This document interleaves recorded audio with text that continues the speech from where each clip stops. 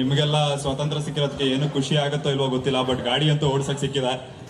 So ಅದನ್ನ ನೀಟಾಗಿ use ಮಾಡ್ಕೊಳ್ಳಿ, ಸೇಫ್ ಆಗಿ ಓಡಿಸಿ. ಮನೇಲಿ ಒಬ್ರು ಕಾಯ್ತಾ ಇರ್ತಾರೆ ನಿಮಗೋಸ್ಕರ.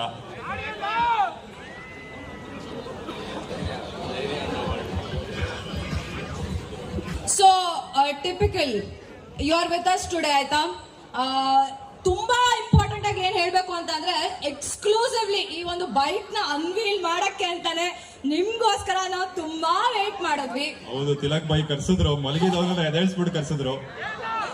ಸೊ ಇದು ಧೈರ್ಯ ಅಂತ ಹೆಸರಿಟ್ಟಿದ್ದಾರೆ. ಸೊ ಒಂದ್ ಲೈನ್ ಅಲ್ಲಿ ಹೇಳೋದಾದ್ರೆ ಅವ್ರ ಧೈರ್ಯ ಮೆಚ್ಚಬೇಕು ನಾವು. ಯಾಕೆಂದ್ರೆ ಎಲ್ಲಾ ಕೆಲ್ಸನೂ ಬಿಟ್ಟು ಒಂದ್ ಸ್ಟಾರ್ಟ್ಅಪ್ ತೆಗೆಯೋದು ತುಂಬಾನೇ ಕಷ್ಟದ ಕೆಲಸ, ತುಂಬಾ ಧೈರ್ಯ ಬೇಕು ಅದಕ್ಕೆ. ಸೊ ಇಲ್ಲಿ ಎಷ್ಟೊಂದ್ ಜನ ಇಲ್ಲಿ ಅವ್ರದೇ ಸ್ವಂತ ಬಿಸ್ನೆಸ್ ಮಾಡ್ಬೇಕು ಅಂತಿರ್ತೀರಾ, ಯೂಟ್ಯೂಬ್ ಮಾಡ್ಬೇಕು ಅಂತಿರ್ತೀರಾ, ಸ್ಟಾರ್ಟ್ಅಪ್ ಮಾಡ್ಬೇಕು ಅಂತಿರ್ತೀರಾ. ಆ ಧೈರ್ಯ ಅನ್ನೋದು ಯಾರಿಗೂ ಇರೋದಿಲ್ಲ. ಆಬ್ವಿಯಸ್ಲಿ ಫ್ಯಾಮಿಲಿ ರೆಸ್ಪಾನ್ಸಿಬಿಲಿಟೀಸ್ ಎಲ್ಲ ಇರುತ್ತೆ, ಅದನ್ನೆಲ್ಲ ದಾಟ್ಕೊಂಡು ಇವರು ಇಲ್ಲಿ ಬಂದು ನಿಂತಿದ್ದಾರೆ.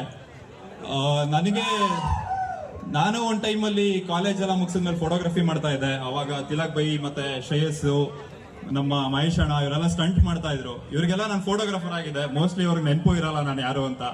ಸೊ ಅಷ್ಟು ದಿವಸದಿಂದ ನಾನು ನೋಡ್ಕೊಂಡು ಬೆಳೆದಿರೋದು. ಇವತ್ತು ತುಂಬಾನೇ ಖುಷಿ ಆಗುತ್ತೆ ಸ್ಟೇಜ್ ಮೇಲೆ ಅವ್ರ ಜೊತೆ ನಿಂತಿರೋದು, ನಿಮ್ ಮುಂದೆ ನಿಂತಿರೋದು. ಇದೊಂದು ಅಚೀವ್ಮೆಂಟ್ ಅಂತಾನೆ ಹೇಳ್ಬೋದು. ಸೊ ಮೈಸೂರ್ನ ರೆಪ್ರೆಸೆಂಟ್ ಮಾಡೋ ಎಷ್ಟೊಂದು ಜನ ಯೂಟ್ಯೂಬರ್ಸ್ ಗಳಿದಾರ, ಎಲ್ರಿಗೂ ಥ್ಯಾಂಕ್ ಯು ಸೋ ಮಚ್. ಯಾರ್ಯಾರು ಕೆಲಸ ಸ್ಟಾರ್ಟ್ ಮಾಡ್ತಾ ಇದ್ದೀರಾ, ಯಾರ್ಯಾರು ಮಾಡಿದೀರಾ, ಮಾಡ್ಬೇಕು ಅಂತ ಇದ್ದೀರಾ, ಎಲ್ಲ ಮುಂದೆ ಬಂದು ಧೈರ್ಯ ತಗೊಂಡು ಮಾಡಿ. ಇದೇ ತರ ಮೈಸೂರವರು, ಕರ್ನಾಟಕದವರು ಸಪೋರ್ಟ್ ಮಾಡ್ತಾರೆ. Thank you so much.